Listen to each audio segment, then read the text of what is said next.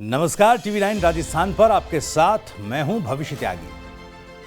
आगामी चुनावों को देखते हुए मुख्यमंत्री अशोक गहलोत राजस्थान में हर दिन कोई ना कोई बड़ी घोषणा या ऐलान कर रहे हैं और इसी क्रम में मुख्यमंत्री अशोक गहलोत ने अपने सियासी तरकश से एक और तीर चल दिया है।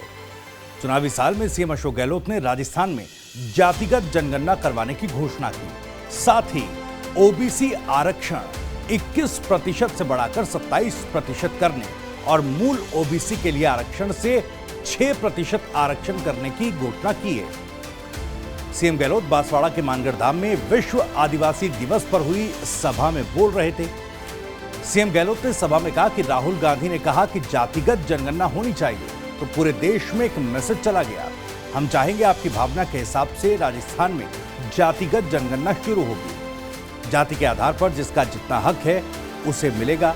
इस प्रकार के सोच को हम आगे बढ़ाना चाहते हैं। प्रदेश में भी शेड्यूल कास्ट को 16%, शेड्यूल ट्राइब को 12%, ओबीसी को 21%, इकोनॉमिक वीकर सेक्शन को 10% और मोस्ट बैकवर्ड क्लास को 5% आरक्षण दिया जाता है। ओबीसी का आरक्षण बढ़ाकर 27% करने के बाद राजस्थान में कुल आरक्षण 70% हो जाएगा। सीएम गहलोत ने ओबीसी वोटर्स को पक्ष में करने के लिए चुनावी साल में यह बड़ा ऐलान कर दिया है।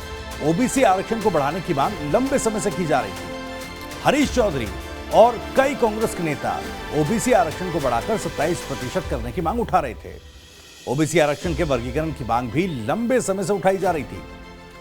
विधानसभा चुनाव से ठीक पहले ओबीसी आरक्षण बढ़ाने और मूल ओबीसी को अलग से आरक्षण देने का ऐलान करके गहलोत ने बड़ा सियासी दांव खेल दिया। विधानसभा में पिछले दिनों सरकार ने जातिगत जनगणना को लेकर संकल्प पारित करके केंद्र सरकार को भिजवाया था।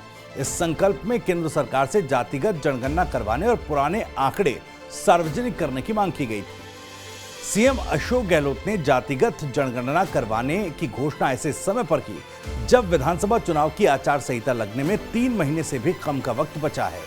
इतने कम समय में जातिगत जनगणना पूरी करना संभव नहीं। चुनाव की घोषणा होते ही इसके अटकने के आसार भी हैं। जातिगत जनगणना कराने की सीएम ने घोषणा जरूर कर दी, लेकिन इसे पूरा करने में बहुत वक्त लगेगा।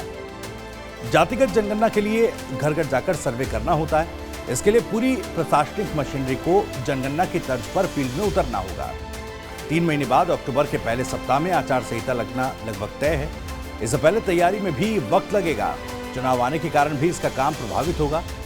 मोटे अनुमान के मुताबिक इस काम के लिए साल भर का वक्त चाहिए।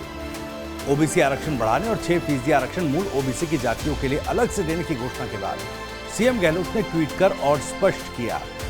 गहलोत ने लिखा, वर्तमान में जारी अन्य पिछड़े वर्ग के लिए 21% आरक्षण के साथ 6% अतिरिक्त आरक्षण दिया जाएगा, जो ओबीसी वर्ग की अति पिछड़ी जातियों के लिए रिजर्व होगा। ओबीसी वर्ग में अति पिछड़ी जातियों की पहचान के लिए ओबीसी आयोग सर्वे करेगा और इसकी रिपोर्ट देगा। इससे अति पिछड़ी जातियों को शिक्षा और सरकारी क्षेत्र में सेवा के अधिक मौके मिल सकेंगे। शेड्यूल कास्ट और शेड्यूल ट्राइब के विभिन्न संगठन भी जनसंख्या के आधार पर आरक्षण की मांग लगातार कर रहे हैं। सरकार इस मांग का भी परीक्षण करवा रही है।